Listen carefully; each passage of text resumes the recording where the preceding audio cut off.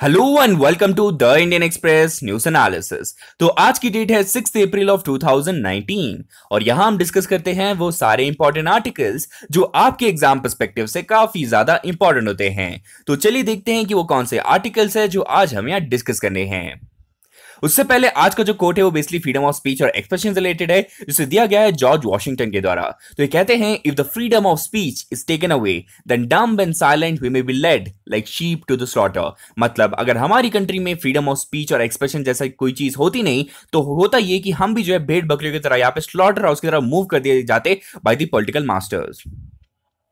अब यहां पे मैंने आपसे कल दो सवाल पूछे थे जिसका जवाब आप बेसिकली कमेंट बॉक्स में दे सकते थे। तो पहला क्वेश्चन है, what is the capital and currency of Ukraine. तो इसका जवाब बेसिकली सनी सूर्यवंशी ने दिया हुआ है। जैसे कि आप जानते हैं कैपिटल है बेसिकली कीव और करेंसी है यहाँ पे यूक्रेनियन हुर्वेनिया। अगली बात करेंगे यहाँ पे हेडक्वार्टर कहां मिलेगा आपको इंटरनेशनल शूटिंग स्पोर्ट फेडरेशन का। तो ये बेसिकली आपको मिलेगा म्यूनिक में, जो कि है जर्मनी में। अब चलते हैं यहाँ पे एडिटोरियल पेज पे। एडिटोरियल पेज पे लेफ्ट साइड पे जो पहला आर्टिकल है वो काफी ज्यादा पॉलिटिकल इन नेचर है। यहाँ पे बात कर रहे हैं कि कैसे जो है एल के अडवाणी जी ने यहाँ पे एक ब्लॉग लिखा और बताया कि कैसे जो है गवर्नमेंट को यहाँ पे चेंजेस करने की जरूरत है ताकि अगले इलेक्शन में भी उनको फायदा हो सके। वैसे एग्जाम पर्सपेक्टिव से बिल्कुल भी इंपॉर्टेंट नहीं है तो डिस्कस नहीं करेंगे। नीचे वाला article basically women participation politics related है। यहाँ पे पहले तो एग्जांपल साइड किया कि बीजेडी यानी कि ओडिशा में जो जैसे कि बहुत सारे वुमेन को यहाँ पे फील किया गया, उसी तरीके से यहाँ पे ममता बनर्जी ने सेम ट्रेंड को फॉलो किया है। लेकिन इस आर्टिकल में सिर्फ यही सवाल पूछा जा रहा है कि क्यों जो है मेजर पॉलिटिकल पार्टीज यानी कि बीजेपी कांग्रेस ने सेम ट्रेंड को फॉलो नहीं किया। यहाँ पे जो वुमेन की पार्टिसिपेशन इन पॉलिटिक्स वो अभी भी काफी ज्यादा कम है। सिर्फ यही एक पॉइंट है जो यहाँ पे डिस्कस किया जा रहा है। सेंटर में जो आर्टिकल है काफी ज्यादा इंपॉर्टेंट इसलिए है सिर्फ टॉपिक वाइज, क्योंकि यहाँ पे बताया जा रहा है कि पॉपुलिस्ट जो ट्रेंड है वो काफी ज्यादा बढ़ता जा रहा है, ना सिर्फ इंडिया में बहुत सारी कंट्रीज में। यहाँ पे एग्जांपल दिया जा रहा है डोनाल्ड ट्रंप का, यहाँ पे नरेंद्र मोदी जी का, कि जैसे जो है हम लोग यहाँ पे स्कीम्स और एक्ट लेकर आ रहे हैं वो काफी ज्यादा पॉपुलिस्ट है। पॉपुलिस्ट का मतलब होता है लोक लुभावन। मतलब यहाँ पे आप ऐसी स्कीम्स लेकर आ रहे हैं जिससे जो है आप लोगों को यहाँ पे अपनी तरफ अट्रैक्ट कर रहे हैं अपने आइडिया के दम पे। लेकिन आपको समझने की जरूरत यह है कि एग्जाम्पल के साथ की ईडब्ल्यू स्कीम का एग्जाम्पल लीजिए। यहाँ पे जो इकोनॉमिकली वीकर सेक्शन को हम यहाँ पे रिजर्वेशन दे रहे हैं विद इन जनरल कैटेगरी, सुनने में काफी अच्छा लगता है, लेकिन आप जब डिटेल में जाते हैं आपको पता चलता है कि इससे कोई भी मेजर यहाँ पे ड्रास्टिक चेंज नहीं आने वाला है। उसी तरीके के populist move across the world यहाँ पे यूज किए जाते हैं। नीचे वाला आर्टिकल बेसिकली काफी इंपॉर्टेंट है समझौता एक्सप्रेस ब्लास्ट रिलेटेड, लेकिन ये जो पूरा आर्टिकल है काफी ज्यादा पॉलिटिकली मोटिवेटेड है। यहाँ पे बता रहे हैं कि जो हिंदू यहाँ पे टेरर ग्रुप है वो एग्जिस्ट ही नहीं करता है और यहाँ पे जो है एक पर्टिकुलर पॉलिटिकल पार्टी को कंप्लीटली टारगेट किया जा रहा है। लेकिन ये टॉपिक काफी इंपॉर्टेंट है समझौता एक्सप्रेस का जो ब्लास्ट है, क्योंकि हम जानते हैं कि इसमें जो यहाँ पे मेन अक्यूज लोग थे उनको एक्विटल दे दिया गया है। अब ये एक्विटल दिया गया था, इसके बहुत सारे रीजन थे। सबसे पहला रीजन ये था कि जो प्रोसिक्यूशन था वो ज्यादातर जो एविडेंसेस उसको प्रोवाइड नहीं कर पाया। अब वो क्यों नहीं कर पाया? क्योंकि प्रोसिक्यूशन जो है ये इंडिपेंडेंट तरीके से काम करता है कंपेयर टू जो पुलिस जितने यहाँ पे एविडेंसेस कलेक्ट करता है। इवन जो यहाँ पे एविडेंसेस रखे जाते हैं वो डिपेंड करता है बहुत सारे अलग अलग फैक्टर्स पे, जैसे कि फोर्सेनिक रिपोर्ट आई है नहीं आई, और हमारी कंट्री में फोर्सेनिक रिपोर्ट बहुत सालों बाद आती है, बहुत ही डिले होता है। इसी वजह से जो यहाँ पे प्रोसिक्यूशन भी बहुत अच्छा केस नहीं रख पाता है। इवन जो यहाँ पे जो कोर्ट के जज थे उन्होंने ये बोला था कि जो बहुत ही मैंडेटरी और एविडेंसेस थे उनको यहाँ पे केस पे नहीं रखा गया था। इसीलिए बहुत सारे सवाल उठाए गए थे इवन एनआईए के ऊपर कि क्यों जो यहाँ पे प्रोसिक्यूशन को इतना ज्यादा स्ट्रांग नहीं किया गया। अगला यहाँ पे बात करेंगे जो समझौता एक्सप्रेस से इंडिया पाकिस्तान के बीच में यहाँ पे ट्रेन चलती है। तो यहाँ पे जो जिन लोगों की मृत्यु हुई है वो दोनों ही इंडिया पाकिस्तान से बिलोंग करते हैं। तो यहाँ पे कुछ विटनेस थे जो यहाँ पे पाकिस्तान से आना चाहते थे लेकिन उनको अलाउ नहीं किया गया। तीसरा और इंपॉर्टेंट क्वेश्चन ये उठा दिया जाता है कि अगर यहाँ पे ऑब्वियस जो यहाँ पे ब्लास्ट हुए उन पे अगर आप यहाँ पे वर्डिक्ट नहीं दे पा रहे हैं तो यहाँ पे सवाल उठ जाता है हमारे क्रिमिनल जस्टिस सिस्टम पे भी। क्योंकि यहाँ पे अगर बात करेंगे इस पर्टिकुलर ब्लास्ट की, जो समझौता एक्सप्रेस ब्लास्ट 2007 में हुआ था वो एक सीरीज ऑफ ब्लास्ट का एक पार्ट था। यानी कि यहाँ पे अजमेर में भी एक ब्लास्ट हुआ था, हैदराबाद में एक ब्लास्ट हुआ, तो वो भी कनेक्टेड था जिसके ऊपर भी यहाँ पे कोई वर्डिक्ट नहीं आया है। राइट साइड में जो आर्टिकल है ये भी समझौता एक्सप्रेस ब्लास्ट से रिलेटेड है, तो उसके बारे में कुछ और डिटेल्स हम डिस्कस करेंगे थोड़ा डिटेल में। सेंटर में जो आर्टिकल है बेसिकली न्याय स्कीम के बारे में है। न्याय स्कीम बेसिकली हमने 3 या 4 बार वीडियो में हमने डिस्कस किया है, तो यहाँ पे हम कुछ इंपॉर्टेंट पॉइंट डिस्कस करेंगे जो द हिंदू में आए थे बेसिकली न्याय स्कीम पे ही। तो हम जानते हैं कि सेंट्रल गवर्नमेंट ने यहाँ पे बहुत सारी स्कीम्स यहाँ पे प्रोवाइड की है, स्पेशली पीएम किसान की बात करेंगे, इवन जो कांग्रेस गवर्नमेंट या न्याय स्कीम लाने की बात कर रहा है। लेकिन अगर बात करेंगे जो एलिमेंट ऑफ एसेंस क्या है इन दोनों का, ये बेसिकली बात कर रहे हैं कि मिनिमम आपको जो है इनकम गारंटी की जाएगी इररेस्पेक्ट, तो अगर आपका कुछ कैटेगरी भी हो सकता है, लेकिन आपको समझने की जरूरत यह है कि एग्जिस्टिंग बहुत सारी स्कीम्स है लेकिन उनको हटा दिया जाएगा, उस पर सबसे बड़ा सवाल है। लेकिन दूसरा इंपॉर्टेंट मुद्दा यह है कि अगर आप कंपेयर करेंगे न्याय स्कीम और पीएम किसान स्कीम को मनरेगा के स्कीम के साथ, तो मनरेगा हमेशा ही अच्छा स्कीम रहेगा। भले ही मनरेगा में बहुत सारे अभी भी बहुत सारे लेकुनास है, क्योंकि आप जानते हैं कि नेचर ऑफ वर्क जो दिया जाता है वो इतना प्रोडक्टिव नहीं होता है। लेकिन अगर आप बात करेंगे मनरेगा और न्याय स्कीम की अगर कंपैरिजन में, तो मनरेगा स्कीम इसलिए अच्छा होता है क्योंकि उसमें एक एलिमेंट ऑफ एक्सक्लूजन होता है, क्योंकि यहां पे जो मनरेगा स्कीम है वो यूनिवर्सल है, मतलब आप और मैं भी जाके मनरेगा स्कीम को यहां पे इस्तेमाल कर सकते हैं, लेकिन आपको बेसिकली वहां पे काम करना पड़ता है। तो बेसिकली जिनके पास कोई भी काम नहीं है और उनको काम की बहुत जरूरत है, तभी जो है वो मनरेगा में जाते हैं, तो हम और आप लोग जो है ऑटोमेटिकली एक्सक्लूड हो जाते हैं। लेकिन अगर बात करेंगे न्याय स्कीम की या फिर बात करेंगे यहाँ पे पीएम किसान की, तो बहुत सारे लोग जिनके पास बहुत ज्यादा पैसा कमा रहे हैं, लेकिन जस्ट बिकॉज उनके पास ऐसे सर्टिफिकेट्स है जिसमें बताया जाता है कि वो जो है इस पर्टिकुलर स्कीम के यहाँ पे एलिजिबल हो जाते हैं, तो वो जो है इसमें इंक्लूड हो जाता है। तो एक्सक्लूजन का जो प्रिंसिपल है वो इसमें इतना अच्छे से इन्वॉल्व नहीं होता है। तो बेनिफिशियरी को आइडेंटिफाई करना काफी मुश्किल रहेगा पीएम किसान स्कीम में और न्याय स्कीम में, लेकिन वही जो डिफिकल्टी है वो यहाँ पे मनरेगा में तुरंत यहाँ पे कंप्लीटली एक्सक्लूड हो जाती है। अब यहाँ पे दूसरा इंपॉर्टेंट पॉइंट जो हमें डिस्कस करना वो ये है कि न्याय और पीएम किसान की स्कीम में एक बहुत ही बड़ा जो है एक जो असम्पशन है वो काफी ज्यादा गलत है कि आज जो गरीब है वो कल भी गरीब रहेगा और वो परसों भी गरीब रहने ही वाला है। ये जो गरीब का जो असम्पशन है वो काफी ज्यादा गलत है, क्योंकि बहुत सारे सिनेरियो ऐसे भी होते हैं कि अगर आप मान लीजिए कोई गरीब फैमिली है लेकिन उनके जो बच्चे हैं वो पढ़ लिख जाते हैं, तब जो अगर मान लीजिए आईएएस बन जाते हैं तो उनकी जो फैमिली इनकम ऑब्वियसली बढ़ जाती है। तो उसी तरीके से जो है यहाँ पे उन लोगों को एक्सक्लूड करने के लिए यहाँ पे कोई भी प्रोविजन इन्वॉल्व नहीं है। तो दो लेकुनास है जो बेसिकली इस स्कीम में अवेलेबल है। इवन अगर आपको कभी भी किसी एग्जाम में कंपेयर करना है न्याय पीएम किसान स्कीम को मनरेगा के साथ, तो आप इस बेसिस पे कंपेयर कर सकते हैं कि जो अंडरलाइंग असम्पशन है कि जो कल पुअर था वो आज भी पुअर रहेगा और फ्यूचर में भी पुअर रहने वाला है, ये पर्टिकुलर एक अंडरलाइंग असम्पशन है इस पर्टिकुलर स्कीम में। दूसरा ये कि यहाँ पे जो है बेनिफिशियरी को एक्सक्लूड करना, जो मान लीजिए कि कैसे आप आइडेंटिफाई करेंगे, वो सबसे बड़ा प्रॉब्लम रहता है जो मनरेगा स्कीम में आपको नहीं मिलता है। नीचे वाला आर्टिकल काफी इंपॉर्टेंट है, यहाँ 35A के बारे में डिस्कस कर रहे हैं। यहाँ पे 2 या 3 पॉइंट इंपॉर्टेंट है, लेकिन उसमें और पॉइंट्स को यहाँ पे डिस्कस करने वाले हैं आर्टिकल 35A से रिलेटेड। अब जैसे कि आप जानते हैं हर वीडियो में हम डिस्कस करते हैं एक पर्टिकुलर कंट्री को, तो आज की कंट्री का नाम है एस्टोनिया। एस्टोनिया बेसिकली आप यहाँ पे देख सकते हैं, इसकी कैपिटल बेसिकली है तालिन, और आसपास की कंट्रीज देखिए जिसके आप यहाँ पे देख सकते हैं रशिया नजर आ रहा है, लाटविया नजर आ रहा है। यहाँ पे आपको बाल्टिक सी के आसपास ही सारी कंट्रीज नजर आती है, इसी वजह से इन्हें बाल्टिक कंट्रीज भी कहा जाता है। यहाँ पे आप उसकी लोकेशन देख सकते हैं, यूरोप में आपको नजर आएगा। अब यहाँ पे नेक्स्ट क्वेश्चन है, बताइए where was the India Chile business forum held. तो जैसे कि आप जानते हैं हमारे प्रेसिडेंट रामनाथ कोविंद जी यहाँ पे चिली की विजिट पे गए हैं, तो ये जो फोरम है ये हुआ था सैंटियागो में, जो कि बेसिक कैपिटल है चिली की। यहाँ पे आप उसकी लोकेशन भी देख सकते हैं, यहाँ पे आपको नजर आएगा साउथ अमेरिकन कॉन्टिनेंट में। अगला आर्टिकल जो सबसे इंपॉर्टेंट है जो हम डिस्कस करेंगे वो है समझौता एक्सप्रेस रिलेटेड, लेकिन उससे पहले कुछ बेसिक चीजें डिस्कस करते हैं इस पर्टिकुलर एक्सप्रेस के बारे में। तो ये बेसिकली एक बाई वीकली ट्रेन है जो रन करता है इंडिया पाकिस्तान के बीच में। अब यहाँ पे अगर इंडिया के पर्सपेक्टिव की बात करें तो दिल्ली अटारी के बीच में चलता है, और यहाँ पे पाकिस्तान में लाहौर और वाघा के बीच में चलता है।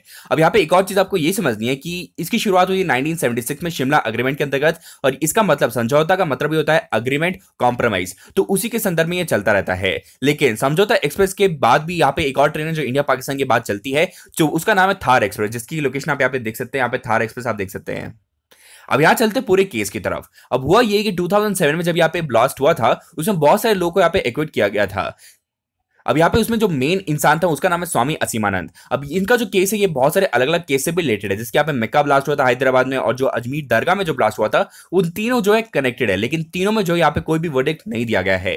जैसे मैं आपको पहले बता चुका हूँ, प्रोसिक्यूशन की जो बॉडी है वो अब यहाँ पे सेपरेट एंटिटी की तरह काम करती है। इसी वजह से जो एविडेंस कलेक्ट करना और यहाँ पे फॉरेंसिक रिपोर्ट्स लाना वो काफी ज्यादा मुश्किल रहता है उनके लिए भी। अगली बात हमने की थी कैसे जो यहाँ पे जो असली विटनेसेस थे उनको पाकिस्तान से नहीं लाया गया, इसी वजह से जो क्रिमिनल जस्टिस सिस्टम हमारी कंट्री में उस पर भी सवाल उठा दिया जाता है। इवन यहाँ पे बात किया जा रहा है कि कैसे जो पॉलिटिकली यहाँ पे मोटिवेट किया गया है यहाँ पे इस पूरे केसेस को, उसी वजह से जो है काफी ज्यादा न्यूज में ये पूरा केस। अगला सबसे इंपॉर्टेंट आर्टिकल जो हमें डिस्कस करना है वो है आर्टिकल 35A से रिलेटेड। तो आर्टिकल 35A के बारे में कुछ इंपॉर्टेंट चीजें हम समझ लेते हैं कि 35A जब भी यहाँ पे न्यूज में आता है आपको समझना ये है कि ये बेसिकली रिलेट करता है जम्मू कश्मीर रीजन के परमानेंट रेजिडेंट के स्टेटस से रिलेटेड। तो जम्मू कश्मीर के में यहाँ पे जो लेजिस्लेटर वो डिसाइड करता है कि कौन यहाँ का परमानेंट रेजिडेंट है, और अब यहाँ पे अब आपको अगर मिल जाता है परमानेंट रेजिडेंस तो आपको बहुत सारे स्पेशल राइट्स मिलते हैं, प्रिविलेजेस मिलते हैं जॉब्स में, यहाँ पे प्रॉपर्टी में और स्कॉलरशिप्स में। अब इससे होता है कि अगर आप किसी और स्टेट को बिलोंग करते हैं तो आपको आपको बेसिकली इनमें से कोई भी जो है यहाँ पे राइट्स नहीं मिलने वाले हैं। अब यहाँ पे 35A को कॉन्स्टिट्यूशन यानी कि संविधान में 1954 के प्रेसिडेंट ऑर्डर के द्वारा लाया गया था। लेकिन आप सब जानते हैं कि अगर आपको कॉन्स्टिट्यूशन को अमेंड करना है तो आपको बेसिकली आर्टिकल 368 का इस्तेमाल करना है, लेकिन उसका इस्तेमाल नहीं किया गया था। और यहाँ पे जो है 1954 का ऑर्डर पास कर दिया गया तब के प्रेसिडेंट राजेंद्र प्रसाद जी के द्वारा, जो एडवाइस पे जवाहरलाल नेहरू की कैबिनेट में उन्होंने ये किया था। उसके इससे पहले जो है 1952 में यहाँ पे दिल्ली अग्रीमेंट भी साइन हुआ था। तो इसी वजह से जो है यहाँ पे माना जाता है कि ये जो है काफी अनकॉन्स्टिट्यूशनल तरीके से यहाँ पे संविधान में डाला गया है। और सबसे बड़ा क्रिटिसिज्म 35A का ये है कि यहाँ पे कहीं ना कहीं हमारी कंट्री का एसेंस जो है कि यहाँ पे एक यूनिटी है उसको यहाँ पे जो है अलग करता है, कि हमारा जो स्पिरिट ऑफ वननेस है हमारी कंट्री की उसको यहाँ पे अलग करते हुए यहाँ पे एक सेकंड क्लास सिटीजन की तरह दूसरे स्टेट से आने वालों के साथ बिहेव किया जाता है। ये सबसे बड़ा डिबेट होता है 35A के ऊपर। अगली बार मैंने आपको पहले बता दिया कि 368 से यूजुअली संविधान को अमेंड किया जाता है, लेकिन उसका इस्तेमाल नहीं किया गया और प्रेसिडेंट के पास इतना पावर नहीं है कि वो जो है यहाँ पे संविधान को यहाँ पे अमेंड कर दिया जाए। लेकिन 35A के संदर्भ में ऐसा किया गया था, इसी वजह से सबसे पहला डाउट ये उठाया जाता है कि कॉन्स्टिट्यूशन यहाँ पे इनवैलिड होना चाहिए। उसके साथ अगर यहाँ पे 370 के अंदर बात करेंगे, ये खुद ही एक टेम्पररी प्रोविजन है, उसके अंदर जो है यहाँ पे 35A का इस्तेमाल किया जा रहा है। अगली बात कर रहे हैं कि क्योंकि जो है बाकी लोगों के साथ जो यहाँ पे बाकी स्टेट से जम्मू कश्मीर में जाते हैं उनके साथ सेकंड क्लास सिटीजन के जैसा बिहेव किया जाता है, तो इसलिए बहुत सारे फंडामेंटल राइट वायलेट होते हैं, आर्टिकल 14, 19 और 21। इसी वजह से बोला जाता है कि 35A को यहाँ पे हटा देना चाहिए। लेकिन उसी के साथ अगर बात करेंगे, अगर आप यहाँ पे जम्मू कश्मीर को बिलोंग करती है, अगर आप वुमेन है, आप किसी और से बाहर शादी कर लेते हो, तो आपको जो खुद का राइट है यहाँ पे परमानेंट रेजिडेंट का, वो भी आपसे छीन लिया जाता है। इसी वजह से आपके अगर कोई बच्चे होते तो उनके पास भी जो है परमानेंट रेजिडेंट नहीं रहेगा। तो ये काफी ज्यादा डिस्क्रिमिनेटरी है 35A से रिलेटेड। अगला यहाँ पे बात करते हैं कि कौन से वो आर्ग्यूमेंट है जिस वजह से आर्टिकल 35A को रखा गया है। क्योंकि आप जानते हैं जम्मू कश्मीर एरिया को जो है काफी ज्यादा वोलेटाइल रीजन है, इसी वजह से उनको ऑटोनॉमी अगर आप थोड़ा सा भी इरोड कर देते तो काफी ज्यादा वहां पे हल्ला मच सकता है। उसी तरीके से बात करें कि बहुत सारे स्पेशल राइट्स दिए गए हैं बाकी स्टेट्स को भी, जैसे कि नागालैंड को, मिजोरम को अंडर 37G और 37A। तो इसी वजह से हिस्टोरिकल रीजन की वजह से जम्मू कश्मीर को भी दिए गए हैं। और उसके साथ बात करें कि अगर यहाँ पे 35A को तुरंत हटा लिया जाता है तो हमारा यहाँ पे पूरा जो एम है कि यहाँ पे लोगों का जो ट्रस्ट गेन करना है वो धीरे धीरे और ज्यादा डिट्रॉइट होना शुरू कर देगा। अगला पे बात करें कि अगर उसे तुरंत हटा लेते हैं हम लोग 35A को, तो क्या क्या हो सकता है। यहाँ पे जितने भी सेपरेटिस्ट ग्रुप है वो यहाँ पे वॉयलेंस की शुरुआत कर सकते हैं। उसके साथ साथ क्या हो सकता है कि यहाँ पे जो एक प्रेसिडेंशियल ऑर्डर जो हम यहाँ पे अप्लाई हुआ था वो भी यहाँ पे कंप्लीटली स्क्रैप हो जाएगा। अगली बात करेंगे फिर आर्टिकल 1 और 370, यही दो आर्टिकल होंगे जो जम्मू कश्मीर में अप्लाई होंगे। लेकिन अगर बात करते हैं आर्टिकल 370 की, ये भी काफी ज्यादा कॉन्ट्रोवर्शियल है। ये बेसिकली टेम्परली यहाँ पे इंक्लूड किया गया था। इसमें ये कि जो सेंट्रल गवर्नमेंट ये डिफेंस, फॉरेन अफेयर्स और फाइनेंस, कम्युनिकेशन रिलेटेड सारी चीजें कर सकता है, लेकिन बाकी सब चीजों के लिए उन्हें बेसिकली नॉट की जरूरत है यहाँ पे इवन स्टेट गवर्नमेंट के द्वारा। अगली बात करेंगे, अगर मान लीजिए कोई भी यहाँ पे इंटरनेट डिस्टर्बेंस होता है या फिर कोई डेंजर आता है, तभी जो यहाँ पे इमरजेंसी यहाँ पे घोषित की जा सकती है सेंट्रल गवर्नमेंट के द्वारा। लेकिन फाइनेंशियल इमरजेंसी जो है वो बेसिकली इस स्टेट में नहीं अप्लाई की जा सकती। अगला क्वेश्चन है कि बताइए name the organisation which releases the report called as global report on food crisis. तो ये जो रिपोर्ट है ये रिलीज की जाती है फूड सिक्योरिटी इंफॉर्मेशन नेटवर्क के द्वारा। अब इस पर्टिकुलर एजेंसी के बारे में बात करेंगे तो ये जो एजेंसी है इसे ये बेसिकली वर्क करता है अक्रॉस ऑल द ऑर्गेनाइजेशन, से FOA, उसके साथ साथ वर्ल्ड फूड प्रोग्राम, ये सारे जो है इसको सपोर्ट करती हैं। अब इसका पूरा मैंडेट क्या है, अब ये पूरी कोशिश करता है कि कैसे जो स्ट्रेंथन कर सकता है फूड और nutrition security across the world. उसके लिए जो यहाँ पे टेक्निकल प्लेटफॉर्म प्रोवाइड करता है, जो एक्सपर्टाइज चाहिए, तो वो जो है यहाँ पे कलेक्ट की जाती है इस पर्टिकुलर ऑर्गेनाइजेशन के द्वारा। अगला जो आर्टिकल पेज 1 पे आए तो लेफ्ट साइड पे जो आर्टिकल है यहाँ पे बताया जा रहा है कि रिसेंटली जो कमेंट्स किए गए इवन योगी आदित्यनाथ और यहाँ पे जो नीति आयोग के वाइस चेयरमैन के द्वारा, तो उनको यहाँ पे बेसिकली यहाँ पे वार्निंग दी गई है कि इन शब्दों का इस्तेमाल वापस ना किया जाए। और यहाँ पे जिस तरीके से क्रिटिसाइज किया गया था न्याय स्कीम को नीति आयोग के वाइस चेयरमैन के द्वारा, तो वैसे चीजें ना की जाए, वो यहाँ पे लेफ्ट साइड पे डिस्कस किया जाए। और राइट साइड पे जो आर्टिकल यहाँ पे बताया जा रहा है कि जम्मू कश्मीर से रिलेटेड यहाँ पे जितने पॉलिटिकल लीडर्स है उनकी सिक्योरिटी और को हटा दिया गया है। इससे प्रॉब्लम ये होगी कि सिक्योरिटी काफी इंपॉर्टेंट इशू अगर आपको यहाँ पे कैंपेन करना है तो इसी वजह से ऑपोजिशन ने यहाँ पे इसी के पास गए पूछा है कि क्यों यहाँ पे जो है हटाया गया है सिक्योरिटी को। कहीं ना कहीं यहाँ पे इलेक्शन को यहाँ पे जो है टर्न करने की कोशिश की जा रही है ये सिक्योरिटी को हटाकर। अगला यहाँ पे ये दोनों ही जो एक्ट है यहाँ पे MCC से रिलेटेड है, तो MCC के बारे में आपको पता होना चाहिए, हमने कल भी डिस्कस किया, तो आप उसे रिवाइज कर सकते हैं। पूरा मुद्दा MCC का यही है कि कैसे जो है फ्री एंड फेयर इलेक्शन करा सकते हैं। और दूसरा इंपॉर्टेंट क्वेश्चन जो MCC पे यूजुअली आता है वो ये है कि स्टैट्यूटरी स्टेटस देने की जरूरत है MCC को या नहीं। अगला क्वेश्चन है बताइए which country has approved the supply of 24 multi mission Lockheed Martin build MH-60 Romeo Seahawk helicopter. तो इंडिया ने किससे इसे खरीदने का यहाँ पे जो है वादा शुरू किया है, तो वो शुरू किया है बेसिकली यूएस के साथ। आप इसका फोटो बेसिकली यहाँ पे देख सकते हैं, ये बेसिकली आपको सीहॉक नजर आएगा जिसका नाम रोमियो है। अगला आर्टिकल बेसिकली यहाँ पे अगस्ता वेस्टलैंड के केस से है, ये हमने कल भी डिस्कस किया था। यहाँ पे बताया जा रहा है जो क्रिश्चियन मिशेल है उन्होंने यहाँ पे किसी का भी नाम कंप्लीटली नहीं बताया है, तो ये बेसिकली यहाँ पे रिपोर्ट किया जा रहा है। इवन इस पूरे केस की टाइमलाइन आप यहाँ पे देख सकते हैं 2010 से जब से अगस्ता वेस्टलैंड का केस साइन हुआ है उसके बाद से इनके जो सीईओ को यहाँ पे अरेस्ट किया गया है, उसके बाद जितने भी मिडल मैन के नाम बाहर आए हैं उन सब चीजों के बारे में लिखा गया है इस आर्टिकल में। और यहाँ पे इंडियन एक्सप्रेस ने जितनी भी रिपोर्टिंग की है इतने सालों में अबाउट अगस्ता वेस्टलैंड वो भी यहाँ पे समअप किया गया है। अगला क्वेश्चन है name the Indian politician who has been honoured with UAE's highest civilian award Zayed medal recently. तो यहाँ पे 4 ऑप्शन है और ये जो अवार्ड है दिया गया नरेंद्र मोदी जी को। अब यहाँ पे इसलिए दिया गया क्योंकि यूएई और इंडिया की जो पार्टनरशिप है बायलैटरल जो ट्रेड है उसको काफी ज्यादा जो है इंप्रूव किया है नरेंद्र मोदी जी के यहाँ पे एक्शंस के द्वारा। अगला आप यहाँ पे यूएई की लोकेशन देख सकते हैं। आप सबसे पहले देखिए कि आसपास की कंट्रीज कौन सी है जो बॉर्डर करती है यूएई को, जिसके आप यहाँ पे देख सकते हैं ओमन जिसकी कैपिटल बेसिकली मस्कट है। यहाँ पे आप सऊदी अरेबिया देख सकते हैं, ऊपर आप यहाँ पे कतर देख सकते हैं। यहाँ पे बहरीन आप देख सकते हैं जिसका बॉर्डर कोई टच नहीं करता यूएई के साथ। अब यहाँ पे आप देखिए यूएई की कैपिटल बेसिकली अबू धाबी। यहाँ पे एक और इंपॉर्टेंट सिटी है जिसका नाम है दुबई।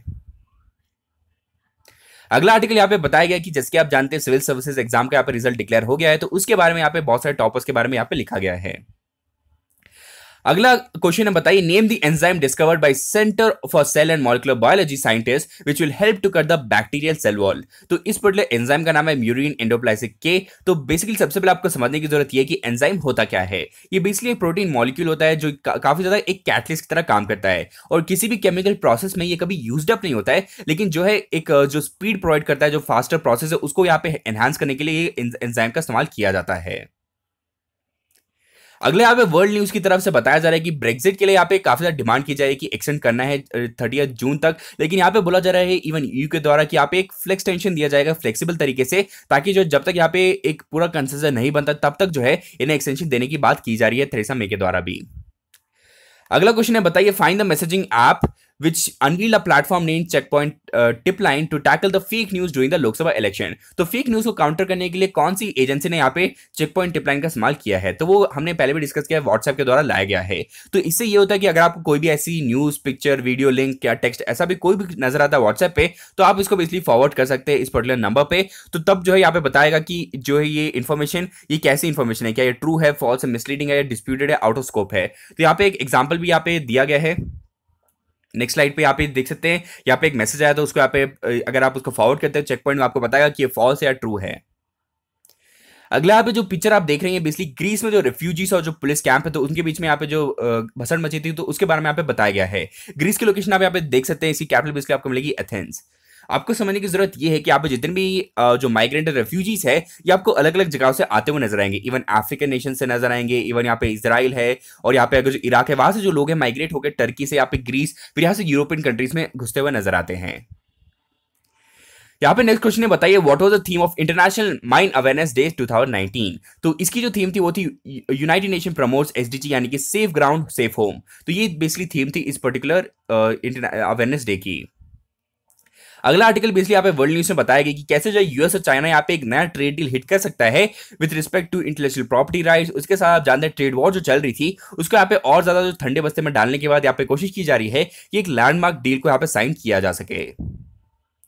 अगला क्वेश्चन पूछा जा रहा है कि बताइए which South American nation has recently joined ISA यानी कि इंटरनेशनल सोलर अलायंस। तो वो बेसिकली ज्वाइन किया गया बोलीविया के द्वारा। आप जानते हैं कि हमारे जो प्रेसिडेंट रामनाथ कोविंद जी उन्हें बोलीविया को भी विजिट किया था। अब यहाँ पे अगर बात करेंगे इंटरनेशनल सोलर अलायंस की तो ये बेसिकली प्रमोट करता है सोलर एनर्जी को। इसमें यहाँ पे अगर ऑब्जेक्टिव की बात करेंगे कोशिश कर रहे हैं कि कैसे जो है 1000 गीगावाट यहाँ पे सोलर जनरेशन किया जा सकता है अक्रॉस द वर्ल्ड और यहाँ पे उसके लिए जो फंड यहाँ पे कलेक्ट किया जा सकता है। अब ये बेसिकली एक एक्शन ओरिएंटेड ऑर्गेनाइजेशन जिसमें जो है रिच सोलर पोटेंशियल को इस्तेमाल करने की बात कर रहे हैं और इसका जो बेसिकली जो अगर इसके नेचर जो है वो COP22 जो माराकेश में हुआ था आपको मोरक्को में नजर आएगा, तो वहां पे जो इसको साइन किया गया था और इंडिया भी इसका सिग्नेटरी है और इसका जो हेडक्वार्टर ये आपको गुरुग्राम में मिलेगा। अगला आर्टिकल यहाँ पे आया हुआ है कि जैसे कि आप जानते हैं कि रेपो रेट में कट दिया गया है, उसी तरीके से आप जानते हैं मॉनेटरी पॉलिसी कमेटी हर 2 महीने में यहाँ पे अपना जो है रिपोर्ट यहाँ पे प्रस्तुत करता है। उसी तरीके से बोला जा रहा है कि जून में भी जो है रेपो रेट कट आ सकता है बेस्ड ऑन की अभी अगले 2 महीने में कैसी सिचुएशन रहने वाली है। सीपीआई की इन्फ्लेशन अगर यहाँ पे जो है 4% रहेगी तब जो है हो सकता है कि जून में भी जो है यहाँ पे आपको कट नजर आ सकता है। दूसरा रीजन ये हो सकता है कि अगर यहाँ पे यूएस की जो फेडरल रिजर्व है अगर वो भी जो यहाँ पे डविश अगर यहाँ पे टर्म्स पे चलता रहेगा तब भी जो है यहाँ पे हो सकता है यहाँ पे रेपो रेट कट आ सकता है। अगला क्वेश्चन है, बताइए यहाँ पे जो कैफे साइंटिफिक है ये काफी ज्यादा न्यूज में था, ये कौन सा स्टेट का इनिशिएटिव है? ये बेसिकली केरला का इनिशिएटिव है, जहां पे जो है यहाँ पे एक ऐसा कैफे बनाया जा रहा है जहां पे साइंटिफिक जो कम्युनिटी है उसके लिए काफी ज्यादा जो इन्फॉर्मेशन है और नॉर्मल पब्लिक को भी यहाँ पे काफी ज्यादा एक्सेसिबल होगा। अगले दो क्वेश्चन जिसका जवाब आप इसलिए कमेंट बॉक्स में दे सकते हैं। पहला क्वेश्चन ये है कि बताइए who is the secretary of general of United Nation. उसके बाद अगला क्वेश्चन है where is the headquarter of United Nation located. तो इन दोनों क्वेश्चन का जो जवाब है बेसिकली कमेंट बॉक्स में आप दे सकते हैं। तो आज के लिए इतना ही है, आशा करता हूं आपको वीडियो पसंद आया है। Thank you and have a nice day. जय हिंद।